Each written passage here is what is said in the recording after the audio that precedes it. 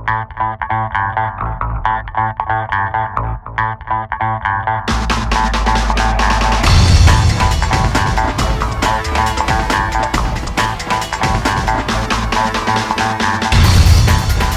we're going to look at today is Chapter 11. We're looking at ideal gas mixtures and gas vapor mixtures. And the air we breathe is a mixture. It's a mixture of oxygen and nitrogen primarily, water vapor, and some other gases as well. So we want to be able to model this gas mixture. And to do that, let's consider oxygen and air.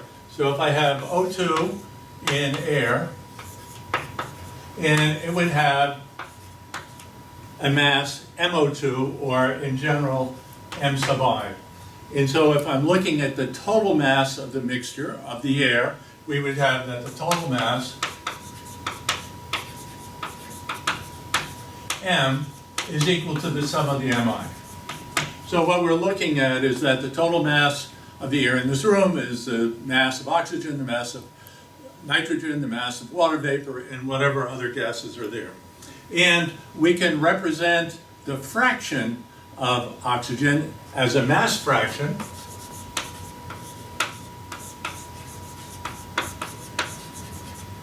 Xi is equal to Mi over M. And so this would tell us what the fraction is. If it's 20%, this would be 0.2, etc.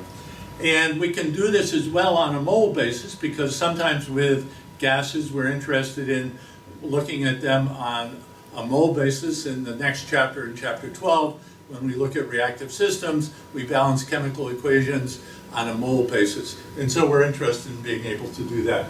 And so on a mole basis,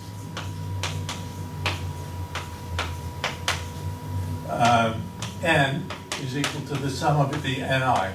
So we have the moles of each component, and the total moles is there. And we have a mole fraction, Yi,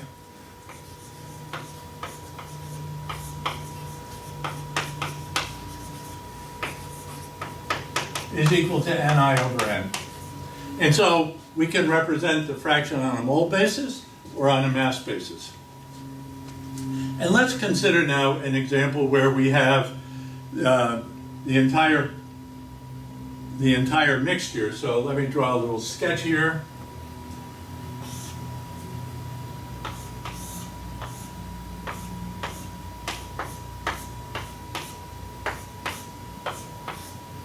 And so we'd have I is equal to 1, 2, 3. And what we're going to have is that each of these gases is at the same temperature and pressure.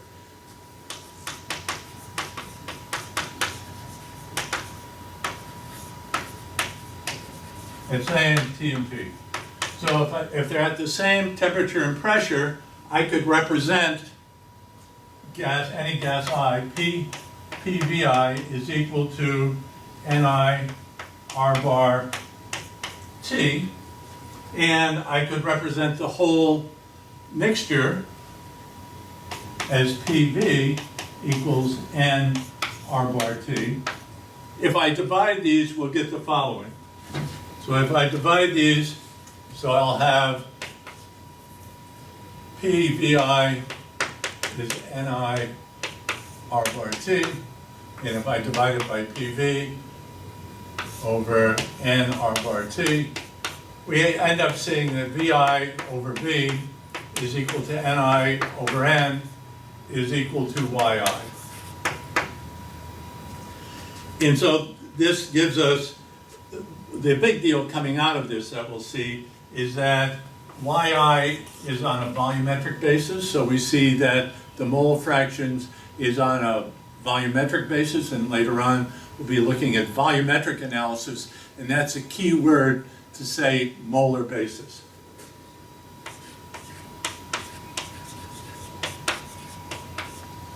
So there's a volumetric relationship between them. And this law is called Burghardt's law.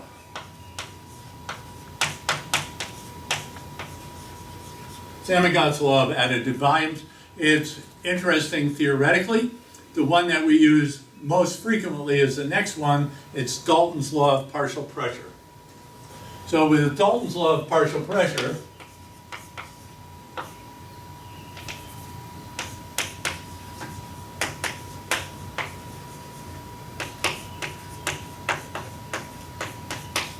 So Dalton's law of partial pressure is where we would be considering like the air in this room. Let's say I have oxygen and nitrogen, and in this case, the oxygen is everywhere. It's not in one particular space.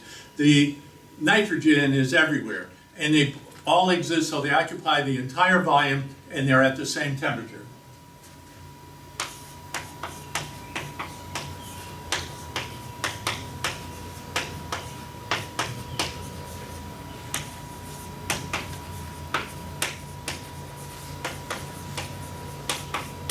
And if that's the case, and I want to think about this, is that we would, how much pressure does each contribute? So here we have that the pressure of each component contributes to the total pressure.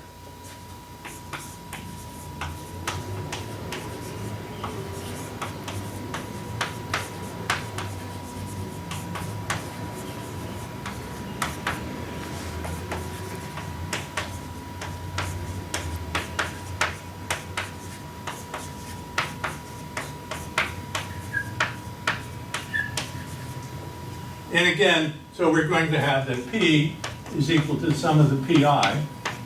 And then we'll find that the partial pressures are again on a volumetric or mole analysis. So let's just write that as we did before. And so in this case, if I had oxygen and nitrogen, they would be all over the place. Each one would be all over the place. So I'd have PI V is equal to Ni R bar T, and P total is V over N R bar T. The same deal as we had before. If we divide these, we'll have the PI over P is equal to Ni over N is equal to Yi. And for instance, let's say that the total pressure of the air in the room is 100 kPa.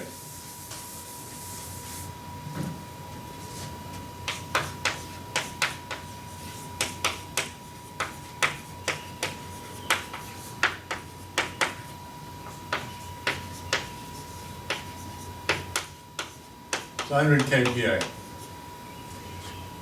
And we'll say that O2 is 21% of the total. So the oxygen is about 21% on a volumetric basis. So this is on a mole basis. So YO2 is equal to 0.21 and PO2 is equal to 0.21 times 100 is equal to 21 kPa. So of the 100 kPa that we had, 21 kPa is contributed by oxygen. And typically we consider air to be oxygen and nitrogen, particularly when we do reactive equations, and nitrogen is 79%. But that's ahead of where we are right now. Now, what we want to do is, when I look at mixtures, so if I look at a mixture, like the air in this room or any other mixture, let's say I have a tank. Whoops. It contains air, and we'll have it be O2 and N2.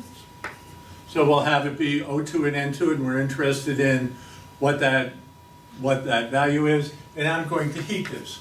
I'm going to provide heat. And in this case, I want to find the change in temperature. Find delta T. Well, I know it's a closed system. It's a closed system. The substance is an ideal gas mix. The process is V equals C. And the first law we have is Q is equal to delta U plus W. So this you've known from chapter 3. W0 for V equals C. And so Q is equal to delta U. And Now I need the change of internal energy of an ideal gas for a mixture. And so this is mc sub v of the mix times T2 minus T1. So in this chapter, we're not doing the first law analysis. You know how to do that, so we may use it. But what we have to do is find C sub v for the mixture. And so that's what we want to do. So C sub v of the mix is equal to the sum of the xi C sub vi. C sub p of the mix is equal to the sum of the xi C sub pi. R of the mix is equal to the sum of the xi Ri. And the molecular weight of the mixture is different. It's on a mole basis. So the molecular weight of the mixture is equal to the sum of the yi mi. What we want to be able to do, so I notice that I have xi's here, I have a yi here. I want to be able to switch from xi to yi, and how do we do that? So we want to be able to do that. So we want to be able to switch from a mass basis to a mole basis.